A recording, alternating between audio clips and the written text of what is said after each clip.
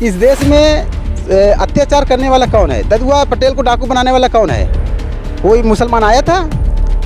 वीरप्पन को डाकू बनाने वाला कोई मुसलमान था? फूलन देवी को डाकू बनाने वाला कोई मुसलमान था इस देश में? तो खतरा तो इस देश में हिंदू को हिंदू से ही है। अब कांसी राम के भाई का ही जब समर्थन आप लोगों को प्राप्त हो चुका है तो वो कहीं ना कहीं आप लोगों के लिए एक प्लस पॉइंट साबित हो सकता है। बहुत बहुत आपका धन्यवाद, आपने इतना बेहतरीन सवाल पूछा। ये हमारा जवाब कटना नहीं चाहिए।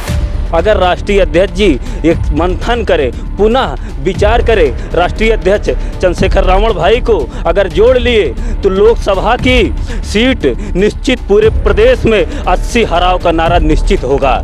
ये मैं गर्व के साथ कह रहा हूँ और मैं इतना तो कहने वाला भी नहीं हूँ। अगर मेरी बात मान ले तो 7 प्रदेश में सरकार बनेगी उनकी, 7 प्रदेश में भाजपा का सुपड़ा साफ हो जाएगा निश्चित। आपको कुछ लोग कहेंगे, कुछ यादव समाज के लोग आपको कहेंगे कि ये गद्दार है, ये अखिलेश यादव को सलाह दे रहा है, उनको क्या जवाब देंगे? चंद्रशेखर जी की नैया पार हो पाएगी नगीना से?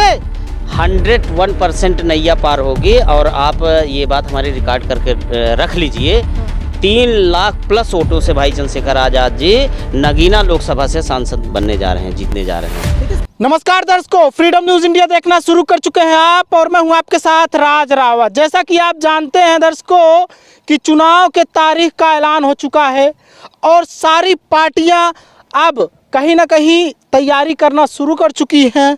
लेकिन दर्शकों आप तो जानते ही हैं कि इस वक्त प्रदेश में ही नहीं बल्कि पूरे देश में किसी लोकसभा सीट की चर्चा सबसे ज़्यादा हो रहा है तो वो है नगीना लोकसभा। जी हाँ दर्शकों, नगीना में इस वक्त चंद्रशेखर आज़ाद समाज पार्टी के चुनावी मैदान में है। और दोस्तों अभी तक क्या था कि उनका समर्थन कहीं ना कहीं अखिलेश यादव के तरफ से था और कांग्रेसियों के तरफ से भी था, बताया ये जा रहा था, ठीक है। लेकिन अचानक से दोस्तों ऐसा हुआ कि पूरा समीकरण ही वहाँ की बदल गई। बल्कि दोस्तों देखा जाए तो इंडिया गठबंधन का ही पूरा समीकरण बदल गया जब ये दिखा कि समाजवादी पार्टी वहाँ से नगीना से अपना खुद का प्रत्याशी उतार चुकी है। तो इस वक्त दर्शकों मैं प्रयागराज के 12 विधानसभा में मौजूद हूँ और यहाँ पर आज़ाद समाज पार्टी के जो कार्यकर्ता हैं वो हैं, पदाधिकारी हैं। आइए इनसे बात करता हूँ, क्या कहेंगे, क्या सोच रहे हैं ये। क्या नाम है आपका? जी मेरा नाम विजय सरोज है, मैं आज़ाद समाज पार्टी प्रयागराज से जिला प्रभारी हूँ। अब बताएं आप सवाल। अच्छा, ये बताइए विजय जी, क्या अब आपको लग रहा है कि जो है चंद्रशेखर जी की नैया पार हो पाएगी नगीना से? 101% नैया पार होगी। और आप ये बात हमारी रिकॉर्ड करके रख लीजिए। 3 लाख प्लस वोटों से भाई चंद्रशेखर आज़ाद जी नगीना लोकसभा से सांसद बनने जा रहे हैं, जीतने जा रहे हैं। लेकिन समाजवादी का तो वहाँ सपोर्ट ही नहीं है अभी। तो समाजवादी का सपोर्ट हो या ना हो ये तो हम लोगों को बहुत पहले बता दिया गया था कि जब तक आप खुद अपनी ताकत नहीं बनाएंगे, जब तक आप अपने पैरों को खुद अपने पैरों पर नहीं खड़े होंगे तब तक कोई सहारा नहीं देगा। और हम आज़ाद समाज पार्टी भीम आर्मी के लोग किसी के सहारे का मोहताज नहीं है। खुद अपनी ताकत अपने दम पर, अपने मेहनत के दम पर हम लोग ताकत बनाए हैं। भाई चंद्रशेखर आज़ाद को बहुजन समाज पसंद कर रहा है और बहुजन समाज पूरी तरह से उनके साथ है, समर्थन दे रहा है। हम लोग अपने दम पर चुनाव लड़ेंगे और भाई को जिताएंगे। क्या नाम है आपका? जी मैं नरेंद्र गौतम, मंडल अध्यक्ष प्रयागराज आज़ाद समाज पार्टी। अच्छा, क्या लगा था कि अखिलेश ऐसा करेंगे? भाई एक बार हम सबके साथ ऐसा हो चुका था। अच्छा। इसीलिए राष्ट्रीय अध्यक्ष जी द्वारा पहले से हम सबको निर्देशित किया गया था कि आप लोग अपने कार्यों में लग जाएं और नगीना सीट पर हमें चुनाव लड़ना है और चुनाव को भारी मतों से जीतना भी है। इसलिए किसी का बिना सहारा लिए हुए आज़ाद समाज पार्टी कार्यकर्ता आज से 3 महीने पहले ही जा कर के वहाँ अपना झंडा डंडा गाड़ दिए है और कोई खड़ा करे या न खड़े करे इससे हमसे कोई फर्क पड़ने वाला नहीं है। और आज़ाद समाज पार्टी के मुखिया और भीम आर्मी के प्रमुख हम सबके बड़े भाई राष्ट्रीय अध्यक्ष एडवोकेट चंद्रशेखर आज़ाद जी वहाँ से चुनाव भारी मतों से जीतकर आप सबके बीच संसद पहुँचेंगे। क्या नाम है आपका? जी मेरा नाम दिनेश ठाकरे। क्या कहेंगे दिनेश जी, क्या अब जो जिस तरह से माहौल दिख रहा है, बहन जी भी वहाँ से अपना प्रत्याशी उतार चुकी हैं, ठीक है, और समाजवादी पार्टी भी उतार चुकी है और मैदान में तो ऑलरेडी पहले से डटे ही हुए हैं चंद्रशेखर जी।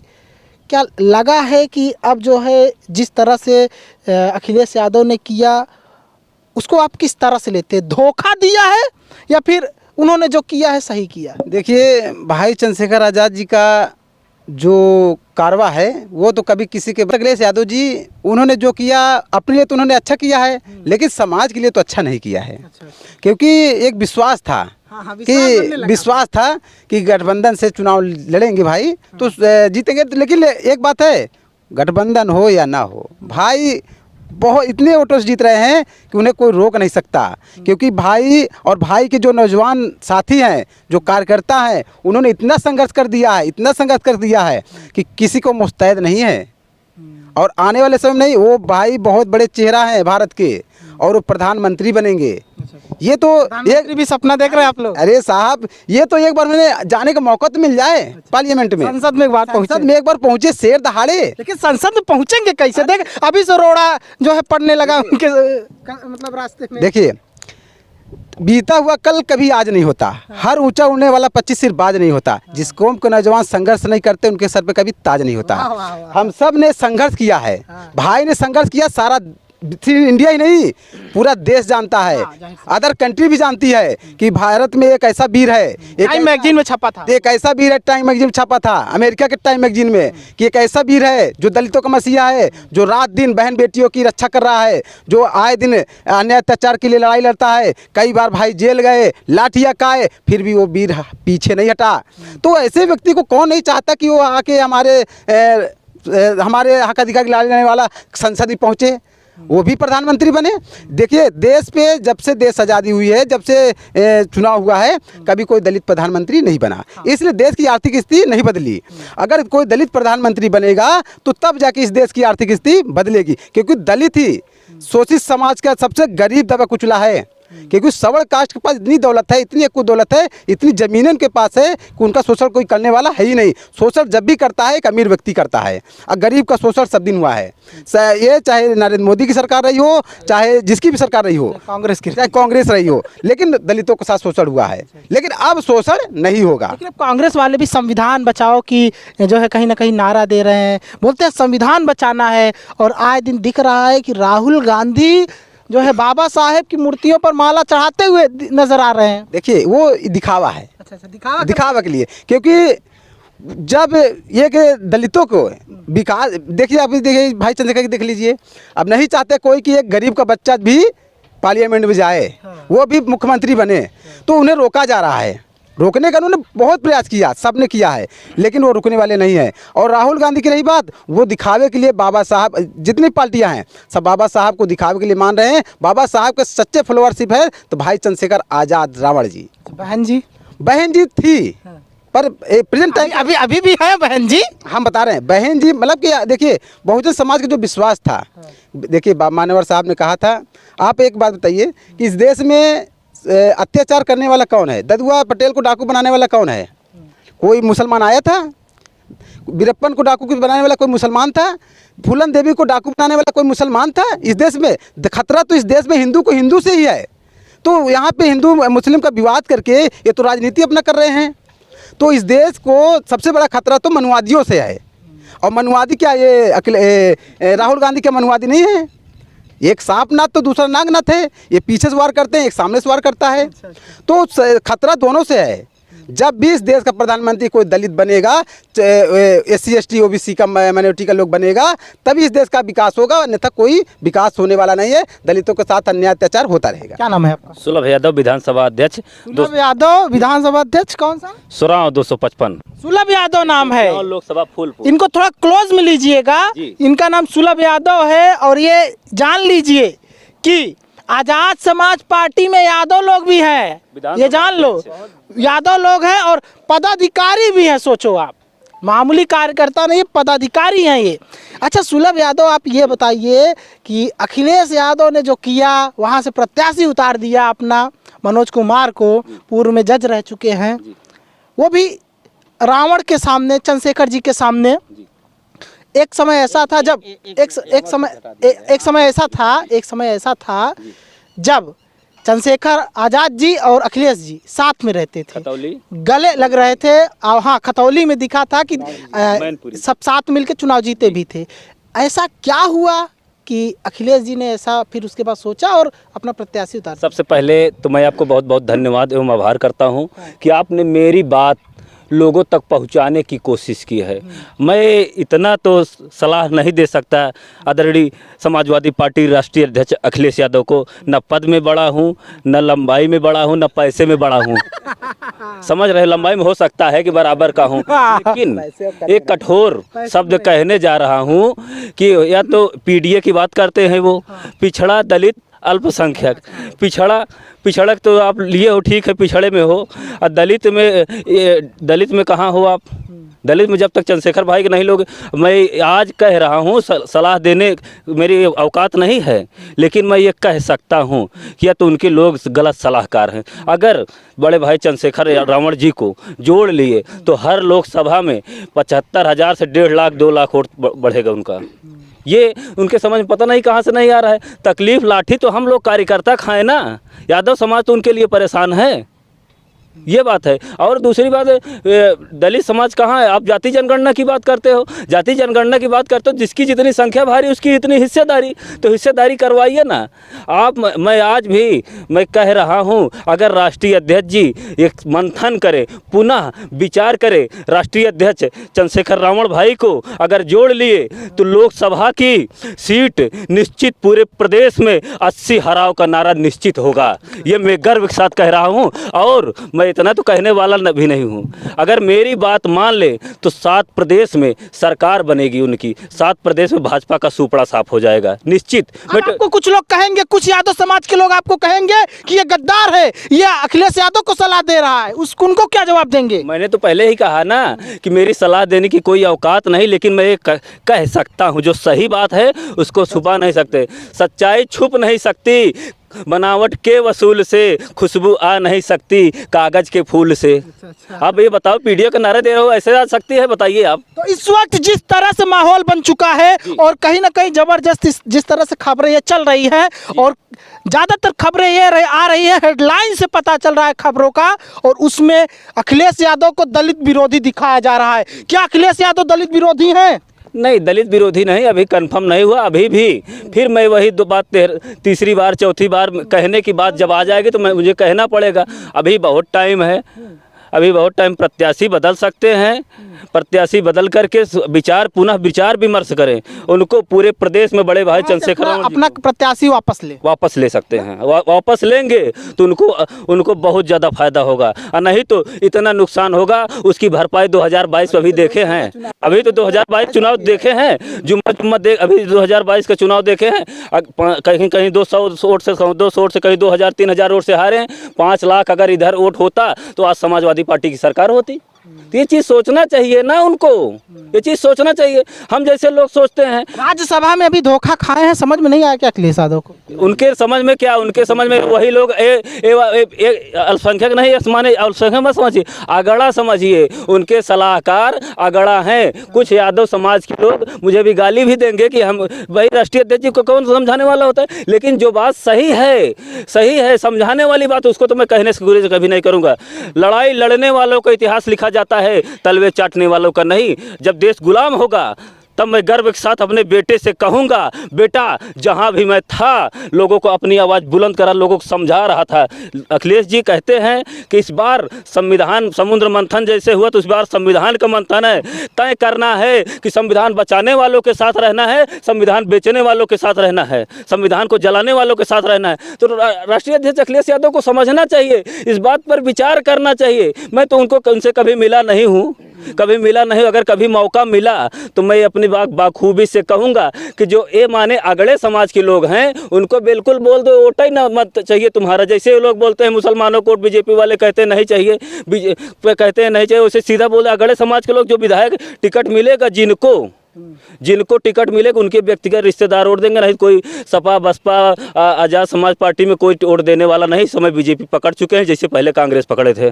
क्या नाम है आपका? मेरा नाम मुकेश रावत है, मैं विधानसभा अध्यक्ष फूलपुर हूँ। अच्छा, सब विधानसभा अध्यक्ष भी हैं। उम्र कितना है आपका? मेरा उम्र 19 साल है। 19 साल लग तो नहीं रहे आप। अरे 19 साल है। अच्छा, ये जान लीजिए दर्शकों, आजाद समाज पार्टी में ऐसे भी कार्यकर्ता हैं युवा। सोचो कि 19 साल के हैं ये, लेकिन आपको देखने से ऐसा लगेगा 17-16 साल के होंगे, लेकिन ये मत सोचिएगा कि उम्र कम है। उम्र इनका 19 साल है। क्या लगता है, क्या कहेंगे समाजवादी पार्टी के ऊपर, क्या बोलना चाहेंगे अखिलेश यादव के ऊपर आप? जी सर, मैं नगीनापुर से जो आई है खबर लोकसभा से, बड़े भाई एडवोकेट चंद्रशेखर आज़ाद जी को जो धोखा दिया गया है आज़ाद समाजवादी पार्टी ने, वो बहुत ही गलत किया गया है। जो उम्मीद थी वो टूट चुकी है बहुत। तब भी खड़े हैं भाई, अपनों ने ही धोखा दे दिया। अपने नहीं धोखा दिया है, लेकिन तब भी जीतेंगे भाई। बहुत बड़ी संख्या से जीतेंगे। क्या नाम है? आप इधर आ जाइए, अभी आप बचे हैं। क्या नाम है आपका? रमेश गौतम। क्या कहेंगे रमेश जी, जिस तरह से विधानसभा सचिव कहाँ से हैं? फूलपुर विधानसभा सचिव आज़ाद समाज पार्टी रमेश गौतम। अच्छा, आज़ाद समाज पार्टी के मतलब पूरे प्रदेश भर में जो है कार्यकर्ता हो गए हैं, पदाधिकारी हो गए हैं। जी, पूरे प्रदेश में, पूरे देश में, पूरे भारत देश में, हाँ, मतलब इतने ज़्यादा लोग हैं कि मतलब कि भाई चंद्रशेखर आज़ाद जी को नगीना लोकसभा चुनाव से कोई हराने वाला है ही नहीं वहाँ। जी, बहन जी भी नहीं है। जी, हाँ, क्योंकि बहन जी तो दूर दूर तक नहीं है, सब लोग पूरे देश के लोग दाना पानी लेकर के वहाँ डट गए हैं। एकदम पूरी तरह से डट गए हैं। अगर भाई का आदेश होगा ना तो पूरे नगीना लोकसभा में पैर रखने की जगह नहीं मिलेगी। भीड़ कहाँ से आ रही है? ये भीड़ ये बाबा साहब और मान्यवर साहब के वसूलों पर, उनके रास्ते पर चलने वाले लोग हैं, जिनके अगुआ भाई चंद्रशेखर आज़ाद जी हैं। हम लोग भाई चंद्रशेखर आज़ाद जी के लिए जान देने वाले लोग हैं। ऐसे नहीं हैं वो चंद्रशेखर आज़ाद जी, ऐसे नहीं आज़ाद हैं। उनके लिए इस देश में करोड़ों लोग जान देने वाले लोग हैं। इशारा कर दें भाई, अगर थोड़ी सी छूट दे दें तो नगीना में पैर रखने की जगह नहीं मिलेगी, इतने कार्यकर्ता हो जाएंगे। क्या कहेंगे? ये बहुजन समाज पार्टी है जी। इसमें भाई चंद्रशेखर आज़ाद जी, आज़ाद समाज पार्टी बहुजन, वो ठीक है, बहुजन समाज है, ठीक है जी। ये आज़ाद समाज पार्टी जो है, हाँ, भाई चंद्रशेखर को वहाँ से चुनाव ज़्यादा से ज़्यादा वोटों से चुनाव जिताएगी, लोकसभा चुनाव नगीना से। बीएसपी एक प्रचार भी फैलाने लगी है कुछ मीडिया का सहारा लेकर के कि चंद्रशेखर आज़ाद वोट काटने का काम कर रहे हैं, बीएसपी को ही हराने का काम कर रहे हैं, राष्ट्रीय पार्टी को बर्बाद करना चाहते हैं। नहीं सर जी, ऐसा। हाँ सुनिए, देखिए ये जो कह रहे हैं ये लोग एकदम गलत काम कर रहे हैं, क्योंकि कभी किसी समय में मान्यवर साहब या बहन जी को भी लोग वोट काटने वाला कहते थे, और ये वोट काटने वाला काम कर रहे हैं। ये लोग बीएसपी के लोग खुद आज़ाद समाज पार्टी का वोट काटे हैं। इसका आप उदाहरण देख लीजिए, राजस्थान में और मध्य प्रदेश में देख लीजिए। बीएसपी के लोगों को 10,000 9,000 वोट मिली है, और आज़ाद समाज पार्टी के लोग 70,000 57,000 50,000 वोट मिले। तो बताइए कि वोट कटवा कौन है, बीएसपी के लोग हैं कि आज़ाद समाज पार्टी के लोग हैं? और चलिए ठीक है, रही बात वोट काटने की, तो भाई हमारे आदरणीय राष्ट्रीय अध्यक्ष एडवोकेट चंद्रशेखर आज़ाद जी एक जगह से लड़ रहे हैं, आप और जगह जीत के दिखा दीजिए। पिछली बार तो आप अलायंस में थे, 10 आ गए, इस बार देखिएगा दूध का दूध पानी का पानी हो जाएगा। मायावती बहन जी का अकेले लड़ने के चुनाव को आप लोग किस तरह से देखते हैं? क्या अगर मायावती जो है कहीं ना कहीं अगर हकीकत में अगर फ़ायदा अपना देखती तो इंडिया अलायंस में आ सकती थी, लेकिन वो इंडिया अलायंस में नहीं आई, खुद अकेले लड़ने के लिए सोची, तो इस पर आप लोग क्या सोचते हैं? नहीं, विनाश काले विपरीत बुद्धि, समझ रहे हैं? इस समय संविधान खतरे में है, और हर आदमी कह रहा है कि 24 के बाद देखिएगा देश की बहुत सारी चीज़ें बदल जाएंगी। इसका मतलब है कि संविधान पर कुठाराघात किया जाएगा। ये चीज़ आप जान रही हैं, ये भाई अखिलेश भी जान रहे हैं, माननीय कुमारी बहन मायावती भी जान रही हैं, सब लोग जान रहे हो, तो क्यों नहीं एक बार सब लोग, आप लोग इतने बड़े विद्वान, इतने बड़े अनुभवी लोग हैं, आप लोग छोटी सी बात क्यों नहीं समझ पा रहे हैं? आपको, इन लोगों को दिक्कत ये है कि हमारा घर बने या ना बने, हमारा घर बने या ना बने, दुश्मन हमारे भाई का घर ना बनने पाए, भले दुश्मन का महल बन जाए। कांग्रेस को भाई बोल रहे हैं, इसका मतलब आप? नहीं, कांग्रेस की बात नहीं है, बात जो भाई मैं सीधा कह रहा हूँ, भाई मैं सीधा अखिलेश यादव जी को कह रहा हूँ, मैं बहन जी को कह रहा हूँ कि दुश्मन भाई का ना बनने पावे, दुश्मन की चाहे महल बन जाए। और ये बात सच है कि भाई चंद्रशेखर जी आएंगे और आज ये बहुजन समाज पार्टी, समाजवादी पार्टी, आप देख लीजिएगा ये लोग दूर दूर तक दिखाई नहीं देंगे। आने वाले समय में यही अखिलेश यादव भाई चंद्रशेखर आज़ाद जी के सामने सीट के लिए घुटने न टेके, तब कहिएगा आप। देख सकते हैं ये ऐसा बोल रहे हैं। अच्छा ये बताइए, एक तरफ आकाश आनंद युवा बीएसपी का और एक तरफ चंद्रशेखर आज़ाद, लोग ये कह रहे हैं कि जो है वो बड़ी पार्टी के जो है मुखिया बनेंगे भविष्य में, और चंद्रशेखर आज़ाद ऐसी पार्टी से ताल्लुक़ रखते हैं जिनका ना तो कोई विधायक है ना ही सांसद है। इस पर क्या कहेंगे? वो चंद्रशेखर भाई जो है ये ज़मीनी स्तर से हैं, और भाई आनंद जो है बहुजन समाज पार्टी के जो है वो जो है बहन जी को बनाए हुए हैं। क्योंकि जनता जो है, जनता भाई चंद्रशेखर को पसंद करती है, न कि आकाश आनंद को। जी कभी कभी आकाश आनंद जो है चंद्रशेखर आज़ाद पर आपत्तिजनक बातें भी बोलते रहते, तो इस पर क्या कहेंगे?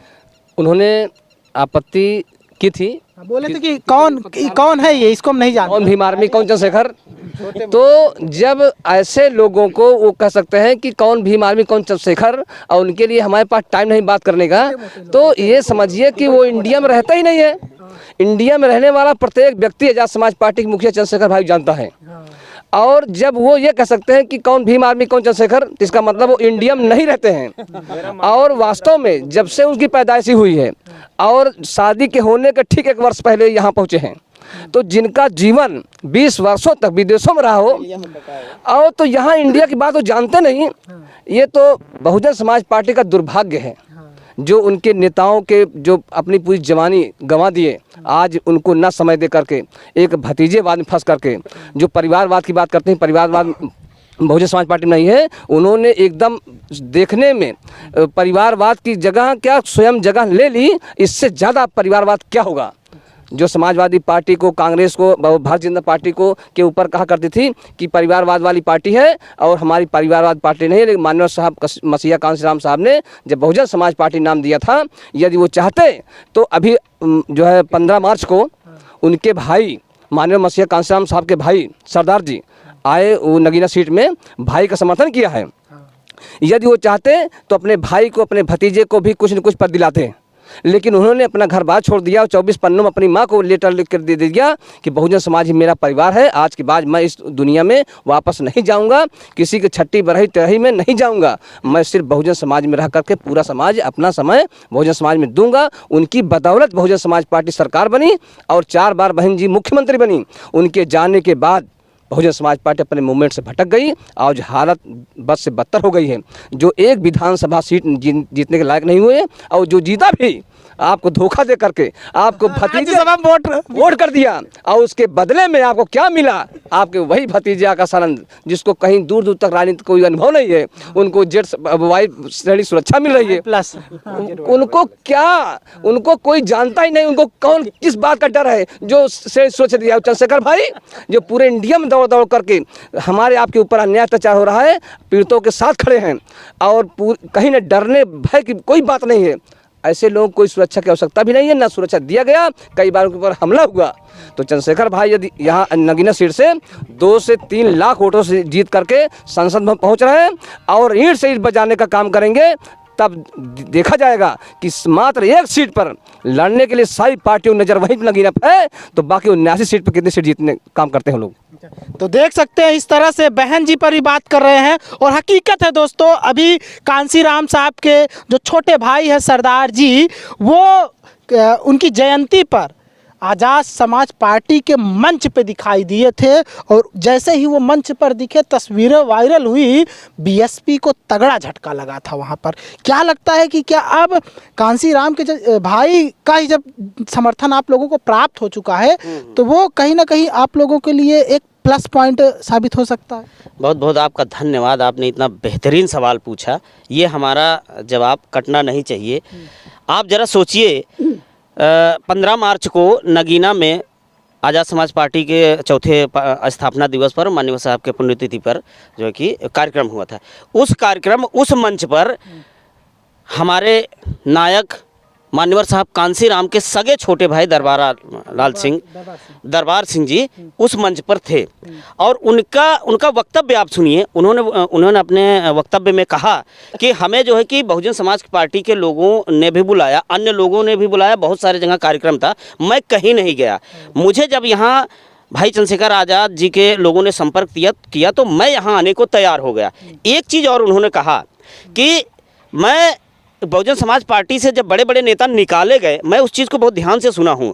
वो दरबारा सिंह जी ने जो बोला है वो समझ लीजिए कि हाइड्रोजन, परमाणु बम नहीं, हाइड्रोजन बम लेकर के बैठे हैं। आप देखिएगा यही 2024 के चुनाव के बाद वो हाइड्रोजन बम फूटेगा। उन्होंने कहा है कि जब बहुजन समाज पार्टी से बड़े बड़े नेता निकाले गए तब इन्होंने हमें फ़ोन किया कि आप आइए, हम आपका साथ देंगे।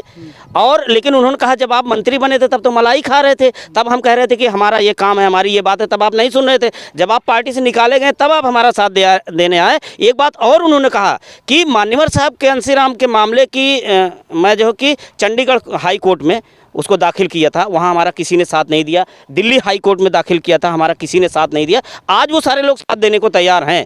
इसका मतलब है कि मसीहा मान्यवर साहब कांसीराम के मामले को लेकर के बहुत बड़ा सबूत उनके पास है। हमें नहीं लगता है कि मसीहा मान्यवर साहब कांसीराम की नेचुरल मौत हुई है।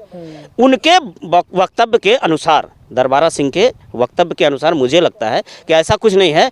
और कहीं ना कहीं वो जो उनके सीने में दर्द था, वो दर्द बहुत जल्दी लोगों के सामने होगा। और वो आज़ाद समाज पार्टी के साथ हैं, क्योंकि जो है कि पार्टी से मतलब नहीं है, बहुजनों के मिशन मूवमेंट से हमें मतलब है। मिशन मूवमेंट जो लेके चलेगा, हम बहुजन समाज के लोग उसका साथ देंगे। भाई चंद्रशेखर आज़ाद जी मिशन मूवमेंट को लेकर चल रहे हैं, हम लोग उनके साथ हैं। अगर वो भी दाएँ बाएँ होंगे तो हम लोग फिर देखेंगे। तो देख सकते हैं दर्शकों, आज हमारी बात हुई लोकसभा चुनाव पर और ख़ास तौर से चंद्रशेखर आज़ाद पर। और चंद्रशेखर आज़ाद के जो ये सिपाही हैं, देख सकते हैं इन्होंने अपनी जो बात रखी एकदम मतलब फैक्ट के साथ बात हुआ है, कोई हवा हवाई नहीं हुई है। और हम कहीं ना कहीं चंद्रशेखर आज़ाद जी को बधाई देते हैं और शुभकामनाएं देंगे कि जिस तरह से वो लड़ रहे हैं वहाँ की जनता उनका साथ दे। और क्या सवाल पूछना चाहेंगे? सवाल ये मेरा है, चुनाव बीत जाने के बाद परिणाम अगर गलत हुआ तो ईवीएम का रोना रोएंगे। आज जब चुनाव शुरू हुआ है, जब चुनाव शुरू है चंद्रशेखर भाई के लेकर के, आज एक बार सिर्फ अखिलेश यादव कह दे, इंडिया गठबंधन कह दे ईवीएम के विरोध में हमें चुनाव का बहिष्कार करना है, तुरंत चुनाव आयोग बैलेट पेपर से चुनाव करवा देगा। ये मेरी गारंटी, सुलभ यादव की गारंटी है, ये मेरी गारंटी है। लेकिन कहाँ बाद में क्यों रोना रोगे? ये तो गलत है ना। ये तो समझ, भानु प्रताप को टिकट तो दे दिए हैं ना, वो जो ईवीएम का विरोध कर रहे थे। जी वो तो बढ़िया किए हैं, लेकिन और अगड़ा पिछड़ा को भी देखना चाहिए ना। ये पीडीए का भी फार्मूला कहाँ है इनके पास? मुझे तो नहीं लगता कि ये आप देख सकते हैं दर्शकों, जो भी बातें हुई है, हमारी बातें पूरा कहीं ना कहीं आज़ाद समाज पार्टी वर्सेस अखिलेश यादव पर हुई है। क्या कहेंगे? एक बात मैं ये कहना चाह रहा हूँ कि अब आ गया है चुनाव। इस चुनाव में मुद्दे की बात होनी चाहिए कि आपने क्या वादा किया था, क्या वादा कर रहे हैं, और जो वादा आपने किया था वो वादा आज तक आपका कहाँ रखा रह गया। उस वादे से भटकाने के लिए तमाम जो है कि बातें समाज में डाली जा रही हैं, ताकि उस सवालों से लोग भटके, सवाल भारतीय जनता पार्टी के लोगों से सवाल ना करें।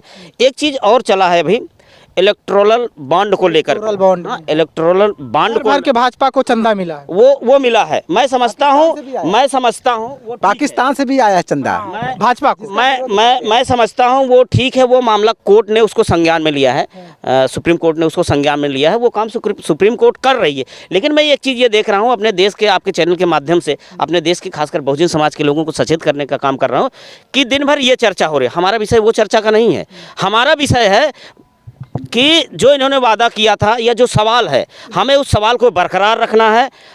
इनके वादों जो इन्होंने किया था और वादे पे काम नहीं कर पाए, उस सवाल को हमें बरकरार रखना है। रही बात वो मामला, तो वो करके वोट करना, हाँ वो मामला सुप्रीम कोर्ट देख रहा है, उसमें बहुत ज़्यादा कुछ चर्चा करने की जरूरत नहीं है। देखा जाए तो भाजपा ये बोल रही है कि हम तो कहीं ना कहीं 400 सीट जो है इस बार ला रहे हैं, 400 पार कर रहे हैं। हमने जो है कहीं ना कहीं जो है राम मंदिर से मुद्दे से जुड़ा हुआ वो बात करते हैं, वो कहते हैं कि विकास हमारी सरकार में हुई है, वो कहते हैं कि हमारी सरकार में जो है जो गरीब लोग हैं अब वो गरीब नहीं रहे हैं।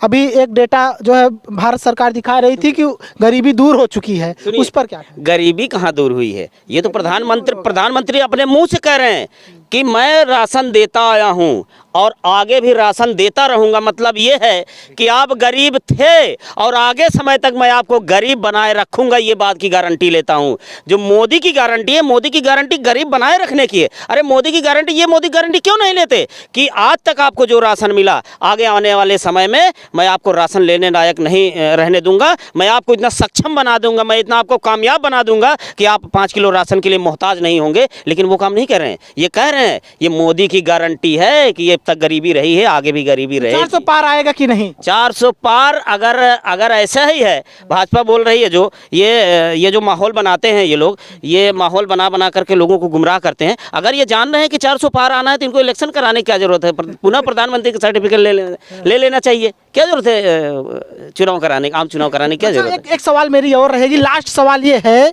कि जो तेलंगाना के थे आर.एस. प्रवीण साहब बीएसपी के, वो पार्टी छोड़ दिए और आरोप लगाते हुए बहन जी के ऊपर छोड़े हैं पार्टी, बीएसपी से इस्तीफा दिए हैं।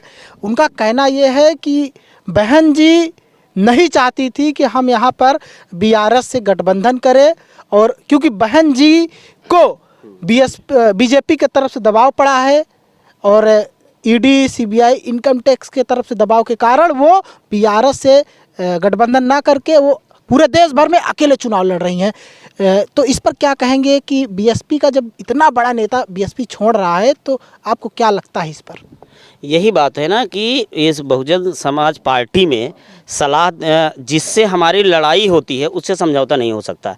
जिससे लड़ाई है वही सलाहकार हैं, तो इनके नैया कैसे पार होगी भाई? हमें यही इसी भारतीय जनता पार्टी से सीखे ना कि ये चुनाव जीतने के लिए छोटे छोटे लोगों को गले लगा देती है, सर पे बैठा लेती है, और चुनाव होते ही उन लोगों को सब ऐसे उठा के फेंक देती है। अरे आप उन्हीं से सीख लीजिए। आप बड़े बड़े लोग जो है कि बहुजन समाज पार्टी से मिलने के लिए खड़े हुए हैं।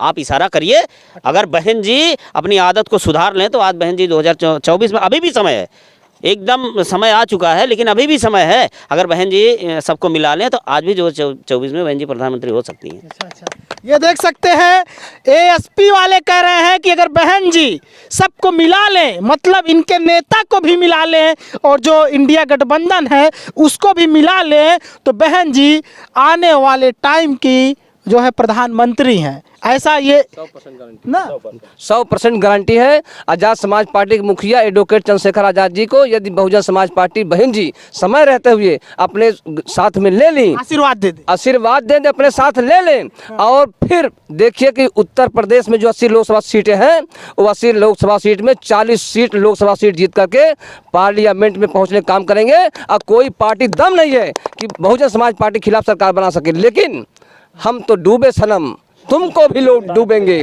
उन्होंने तो माननीय मसीहा साहब के जो मूवमेंट से भटक गई, माननीय मसीहा साहब 2006 से इस दुनिया में चले गए। इसके बाद 2007 में जो लोगों ने माननीय मसीहा साहब के न रहने पर उनको एक आशीर्वाद के रूप में या उनके न रहने अपना मान कर वोट दिया, और बहुजन समाज पार्टी पूर्ण सत्ता में 206 सीट जीत कर पहुँची। इसके बावजूद उन्होंने तन मन धन से लूट के गिरोह में लोगों को शामिल करके अपने ही लोगों को लूटने का काम किया, जिससे 2012 तक सरकार चली और नंगा नाच हुआ। जिन्होंने बहुजन समाज पार्टी माननीय मसीहा कांशीराम साहब ने लेने से मना किया था पार्टी में, उन्हीं लोगों को राष्ट्रीय स्तर पर रख दिया, दे दिया। उन लोगों ने सारे प्रदेश के जितने भी मंत्री बने सबको लूटा, और 2012 में उनकी सीटें घट कर 80 हो गई। और 2017 में चुनाव हुआ तो उन्होंने 19 सीट पाई, और 2022 सीट हुआ तो ये सीट, अब लोकसभा सीट जो 2019 में चुनाव हुआ उन्होंने समाजवादी पार्टी साथ मिलकर लड़ी, तो 2014 में नहीं लड़ी, अकेली लड़ी थी तो 0 सीट पाई। और समाजवादी पार्टी साथ जब मिलकर लड़े, अब पुराने गिलवे सिक्के दूर करके लड़े तो 10 सीट पाई। आपको क्या लगता है? 9 तो सीट पहले से निकल चुके हैं लोकसभा की, उनकी 1 सांसद बचे हैं। आज बड़े दर्द के साथ, बड़े असहाय पीड़ा के साथ कहना पड़ रहा है कि बहुजन समाज पार्टी जो माननीय मसीहा साहब और हम सबको लोग मिला करके अपने खून पसीने कमाई को देकर सींचा था, वो 2024 के बाद लुप्त हो जाएगी। एक विधायक है बहन जी का इस वक्त मात्र, ठीक है, और आप तो जानते ही हैं कि वो विधायक जो है राज्यसभा में भाजपा को वोट कर दिया था। तो क्या अब आपको लग रहा है कि 2024 के लोकसभा चुनाव में पूरे देश भर में बहन जी अकेले लड़ रही हैं, तो क्या उनका बोहनी होगा? जब आज उनके साथ समाज खड़ा है, तब वो समाज की लड़ाई लड़ने के लिए कोई भी जो है जिनकी सरकारें चल रही है उनके अन्याय अत्याचार हम सबके खिलाफ होता है तो नहीं बोलने काम कर रहे हैं। बोल नहीं। कल जब समाज उनके साथ हट करके आजाद समाज पार्टी के मुखिया चंद्रशेखर भाई साथ चला जाएगा, तब वो खड़ी होंगी तो उनके साथ कोई नहीं खड़ा होगा। और जिसके लिए उनको डर है, वही लोग जो डर धमका करके इनको चुनाव में इन वक्त पे साइड करते हैं, इन वक्त पे ना बोलने की सलाह देते हैं, वही लोग बड़े बड़े जैसे वो जेसीबी होती है ना, तो जेसीबी का मतलब आप समझिए, तो वही जेसीबी की तरह खोमचे लगा के उठा फेंक देंगे। उनके समाज के साथ कोई नहीं खड़ा होगा और अपने घर बैठी रहेंगी। जो उनके ललुआ भलुआ जो भतीजे हैं, जिनको वो राष्ट्रीय महासचिव बना रखी है, उनका पद उनके केवल लेटर पैड में रह जाएगा, उनके साथ कोई नहीं खड़े होगा। 2024 के बाद बहुजन समाज पार्टी के सभी नेता धक्का मार करके आजाद समाज पार्टी में आ रहे हैं।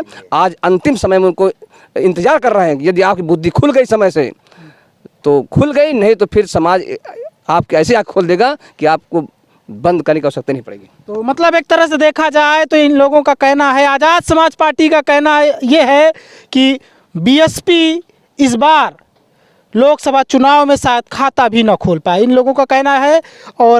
और हकीकत में है दर्शकों, जिस तरह से बहन जी पहले अपने बेबाकी के लिए जानी जाती थी, कोई भी मुद्दा होता था दलितों से संबंधित, ओबीसी से संबंधित, आदिवासियों से संबंधित, अल्पसंख्यकों से संबंधित, तो तुरंत तेज तर्रार तरीके से आकर के भाषण दिया करती थी। लेकिन आज बहन जी का वो भाषण नहीं सुनाई देता, बहन जी का वो तेज तर्रार रूप नहीं दिखाई देता।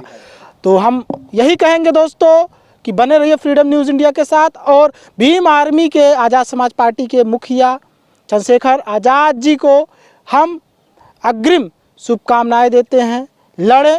और जिस तरह से जनता साथ दे रही है, लग रहा है कि इस बार चंद्रशेखर की नैया नगीना से पार ज़रूर हो जाएगी। आप लोगों का बहुत बहुत धन्यवाद हमारे साथ जुड़ने के लिए। नमस्कार।